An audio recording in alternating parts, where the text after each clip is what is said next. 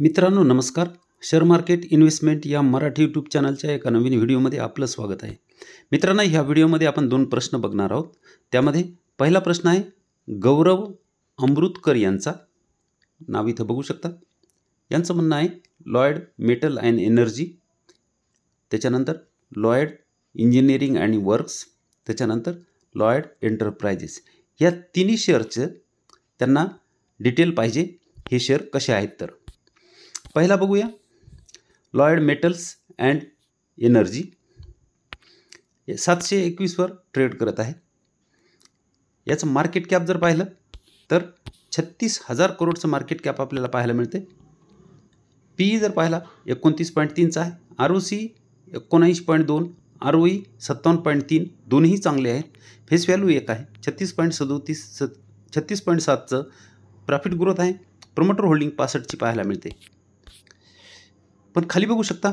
खाली जर बघितलं तर आपल्याला लक्षात येईल 22 एप्रिल 2005ला 4 रुपये 22 पैशाला असलेला हा शेअर, 2005ला 4 रुपये 22 पैशाला असलेला शेअर 2020 पर्यंत 30 एप्रिल 2020 पर्यंत 4 रुपये 59 पैशावर होता.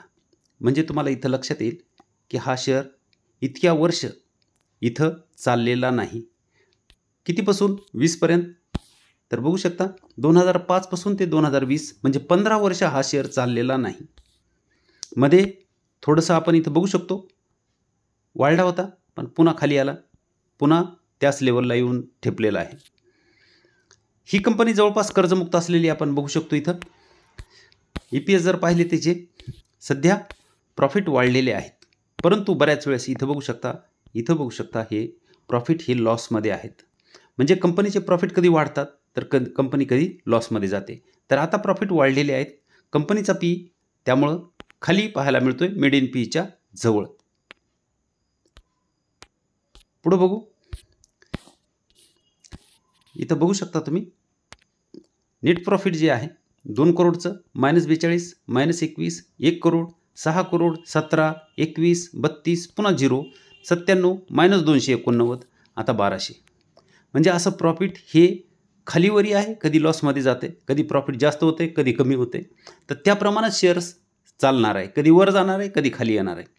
तर खालीवरी करणारा हा शेअर म्हणजे अप्स अँड डाऊन्स ह्या शेअरमध्ये जास्त राहतील. इथं जर पाहिलं तर आपल्याला सेल्स ग्रोथ, प्रॉफिट ग्रोथ चांगली, भयंकर चांगली दिसते.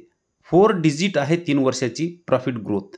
कारण एकदम जर शेअर वाढला मायनस प्रॉफिट जर असेल आणि एकदम जर प्रॉफिट वाढलं तर आपल्याला असं इथं चित्र दिसू शकतं. पण इथं गुंतवणूकदारालाही तिनं चांगला पैसा बनवून दिलेला आहे.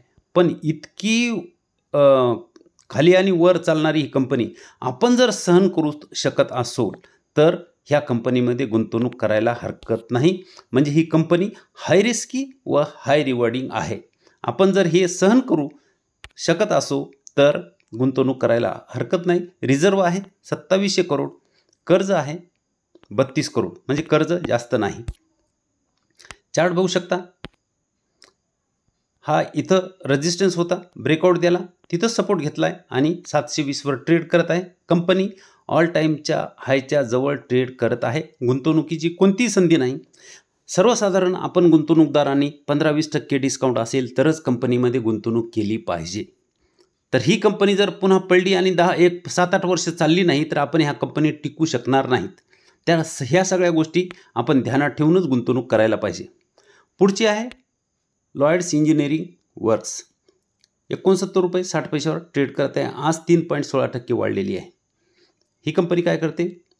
लॉयड स्टील इंडस्ट्रीज प्रामुख्याने हायड्रोकार्बन क्षेत्र, तेल आणि वायू, steel plants, power plants, nuclear plant, boiler आणि टर्नकी प्रकल्पासाठी जड उपकरणे, यंत्रसामुग्री आणि प्रणालीचे डिझाईन, उत्पादन आणि कार्यान्वित करण्यात गुंतलेली आहे. हिचं बघा मार्केट कॅप 7,975 करोडचं मार्केट कॅप आहे. पी 99.9 म्हणजे जवळपास 100 आहे. ROC 28.7, ROE 26.6, हे दोन्ही चांगले आहेत. फेस व्हॅल्यू एक आहे. 104ची प्रॉफिट ग्रोथ आहे, म्हणजे प्रॉफिट ग्रोथ चांगली आहे. 57.2चं प्रमोटर होल्डिंग पाहायला मिळते. इथंही तेच आहे. इथं बघू शकता कंपनी कधी लॉसमध्ये येते, कधी प्रॉफिटमध्ये, पुन्हा लॉसमध्ये, आता प्रॉफिटमध्ये आहे. पुन्हा लॉसमध्ये जर गेली तर कंपनीची पुन्हा मागं जी कंपनी सांगितली तसेच ही कंपनी करू शकते. इथं बघा सेल्स जर बघितले तर मार्च 2013 पासूनचे सेल्स आहेत. इथं 0, 14ला 0, 510, 117, 76, 122, 98, 114, 70, 50, 313, 624 म्हणजे सेल्ससुद्धा खालीवरी आहेत. प्रॉफिट 0, 3, 1, 1, 2, 3, 2, 0, 6, 37, 80 म्हणजे हे पण खालीवरी आहे. इथं बघा sales growth, profit growth triple digit आहे, चांगली आहे आणि गुंतवणूकदारालाही चांगला पैसा येणं बनवून दिलेला आहे. परंतु तेच की आपण टिकू शकलो पाहिजे. रिझर्व बघा 297 करोड, कर्ज 75 करोडचं कर्ज आहे. कर्ज कंपनीवर जास्त नाही. हा एक यू पॅटर्न बनला होता. इथं ब्रेकआउट देऊन कंपनीवर गेली आणि आता एकदम ऑल टाईम हायच्या जवळ ट्रेड करत आहे. गुंतवणुकीची कोणतीही संधी नाही. कंपनी कितीही चांगली असली, कितीही मोठं नाव असेल, बजाज फायनान्स असो किंवा TCS असो किंवा कोणतीही असो, ती कंपनी ऑल टाईम हायजवळ जर ट्रेड करत असेल तर सर्वसाधारण गुंतवणूकदारांनी ती खरेदी करू नये, त्याच्यामध्ये पैसा लावू नये. ती कितीही मल्टीबॅगर असली तरीही 15-20% डिस्काउंट असेल तरच त्याच्यामध्ये आपण सर्वसाधारण माणसांनी पैसा लावावा असं मला वाटतं. तुम्ही तुमचा विचार करू शकता. त्याच्यानंतर आहे लॉयड्स एंटरप्राइजेस. 33 रुपये 50 पैशावर ही कंपनी ट्रेड करत आहे. 4,257 करोडचं मार्केट कॅप आहे. स्टॉकचा पी 36.2 आहे. ROC 13.1, ROE 7.69, फेस व्हॅल्यू 1ची आहे. प्रॉफिट ग्रोथ जर पाहिली, प्रॉफिट ग्रोथ बघा 133% प्रॉफिट ग्रोथ आपल्याला पाहायला मिळते आणि प्रमोटर होल्डिंग 73.9ची आहे. म्हणजे प्रमोटर होल्डिंग चांगली आहे ह्या कंपनीमध्ये. पण चार्ट जर बघितला तर पुन्हा बघा चार्ट कसा आहे. इथं 18 डिसेंबर 2009ला 85 रुपयाला असलेली ही कंपनी आज 32 रुपयाच्या आसपास, 33 रुपयाच्या आसपास ट्रेड करत आहे. म्हणजे तेव्हापासून जी पडली ती अजून कंपनी उठलेली नाही. तर इतकं अप्स अँड डाऊन्स असतील तर आपण टिकू शकणार नाहीत. तर ह्या कंपनीमध्ये गुंतवणूक करणं ही हाय रिस्की आहे. त्यामुळं सर्वसाधारण गुंतवणूकदारांनी गुंतवणूक करू नये. कंपनी डेप्ट फ्री आहे म्हणजे कर्जमुक्त आहे. इथे आपल्याला बघा तेच दिसतंय की इथं प्रॉफिट वाढलेले आहेत पण कंपनी इथं लॉसमध्ये गेली होती, इथं लॉसमध्ये गेली होती. कंपनी प्रॉफिट वाढल्यामुळे मीडियन पीच्या खाली ट्रेड करत आहे. इथं बघा सेल्स जर बघितले तर 2011 पासूनचे सेल्स आहेत 699, 294, 132, 46 म्हणजे उलट कमी कमी होत गेलेत. पुन्हा 243, 15, 1, 1, 48 म्हणजे सेल्ससुद्धा खालीवरी आहेत. प्रॉफिट बघा -3, 3, -3, 1, 4, 44, 1, -1, 1, 154, 68, 175 म्हणजे प्रॉफिटसुद्धा तसंच आहे.